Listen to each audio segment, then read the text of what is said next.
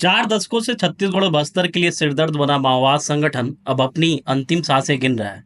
जो कभी जंगल में हथियार लेकर चलते थे, अब वही हाथ समर्पण के लिए आगे बढ़ रहे हैं। और अब बचे बड़े कैडरों को खत्म करके जवानों को अत्याधुनिक हथियारों से लैस करने की तैयारी की जा रही है। और नक्सल मोर्चे पर तैनात जवानों को यूजीबीएल ग्रेनेड लॉन्चर से लैस करने की पूरी तैयारी सुरक्षा महकमे ने पूरी कर ली है। सूत्रों के मुताबिक 40 एमएम के 410 अत्याधुनिक ग्रेनेड लॉन्चर और 6100 सेल की खरीदी की स्वीकृति केंद्रीय गृह मंत्रालय ने दे दी है।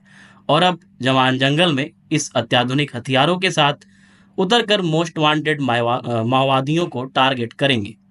छत्तीसगढ़ और पूरे देश में लाल आतंक के खात्मे को लेकर डेडलाइन जारी हो चुका है।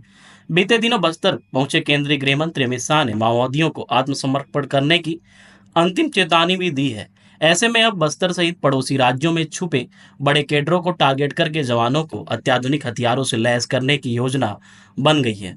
वहीं अब AK-47 के अलावा जवानों को यूजीबीएल ग्रेनेड लॉन्चर से लैस किया जाएगा, ताकि जवान कम दूरी तय करके लक्ष्य को टारगेट कर सकें और अपने आसपास 40 से 50 फीट तक एरिया को कवर कर सकेंगे। इसकी मारक क्षमता इतनी अधिक होगी कि लगातार 30 राउंड तक फायर कर दुश्मनों के छक्के छुड़ा देगी। वहीं बस्तर आईजी ने बताया कि अब जवानों को और अधिक संसाधनों से लैस किया जाएगा और पड़ोसी राज्यों से समन्वय बनाकर माओवाद का खात्मा करके इलाके को नक्सल मुक्त किया जाएगा। वहीं जवानों को मिल रही सफलता के बाद अब सुरक्षा बल माओवाद के खात्मे की अंतिम कील ठोकने की तैयारी में लग गई है।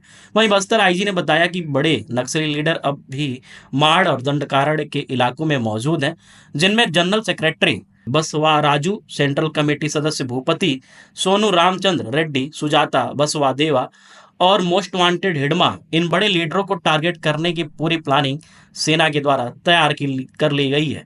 शांत बस्तर विकास बस्तर की परिकल्पना को लेकर केंद्र राज्य सरकार माओवादियों के खिलाफ आखिरी और अंतिम निर्णय लड़ाई के लिए जवानों को फ्री हैंड दे दिया है। और अब इस अत्याधुनिक हथियार यूजीबीएल ग्रेनेड लॉन्चर से लैस जवान माओवाद का खात्मा करने के लिए जंगल में उतरने के लिए पूरी तरीके से प्रतिबद्ध हैं। और हम उम्मीद कर सकते हैं कि आगामी 31 मार्च 2026 तक पूरा छत्तीसगढ़ नक्सल मुक्त राज्य घोषित हो जाएगा। नक्सल विरोधी अभियान के लिए जितना भी आवश्यक साधन संसाधन सरकार द्वारा हमेशा उपलब्ध कराए जाते हैं।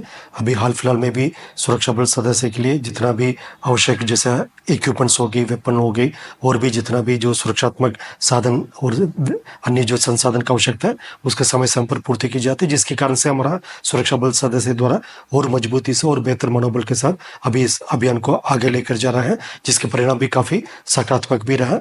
आने वाला समय में जो सबका लक्ष्य है जो बहुत जल्दी इस नक्सल समस्या को समाप्त करना, इसी दृष्टिकोण से लगातार सीमावर्ती राज्यों से भी समन्वय स्थापित करके सिक्योरिटी फोर्सेस द्वारा अंदरूनी क्षेत्र और सीमावर्ती इलाकों में लगातार प्रभावी रूप से अभियान संचालित करना, जिसके परिणाम भी काफी पॉजिटिव आपको देखने के लिए आ रहा है। उनके जो अन्य जितना भी central committee member Bhupathi, Sonu और के रामचंद्र रेड्डी और जैसे सुजाता से लेकर अन्य जितना भी टॉप लेवल कैडर्स और PLG के बारसा देवा और पूर्व में जिसका कमांडर रह चुकी हिडमा, इन सब हमारा जो टारगेट लिस्ट में है, जिसके खिलाफ हम और प्रभावी तरीके से कार्रवाई करके उनके इस इकोसिस्टम से हटाकर क्षेत्र में शांति व्यवस्था स्थापित करने में हमारा एक प्राथमिकता रहेगा।